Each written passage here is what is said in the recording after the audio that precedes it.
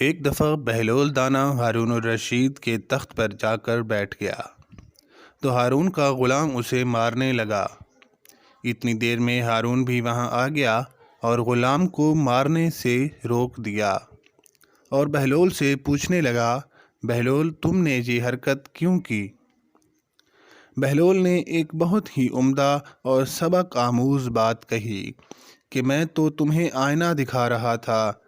اس پہ ہارون پریشان ہو گیا اور بولا، وہ کیسے؟ بہلول نے کہا، دیکھو میں تمہارے تخت پر صرف 5 منٹ کے لیے بیٹھا اور مجھے اتنی مار پڑی، اور سوچ تو کتنے سالوں سے اس مسند پر بیٹھا ہے۔ اب یہاں پر یہ بات بہت فٹ آتی ہے کہ تیرا کیا بنے گا کالیا۔ چلے اب اصل بات کی طرف آتے ہیں۔ پھر بہلول نے ایک مثال دی اور بولا، ہارون سوچ، اگر تو صحرا میں ہو اور تو پیاس سے مرنے والا ہو تو تو کیا پانی کے ایک قطرے کی خاطر اپنی آدھی سلطنت دے دے گا؟ تو ہارون بولا، ہاں میں بالکل دے دوں گا۔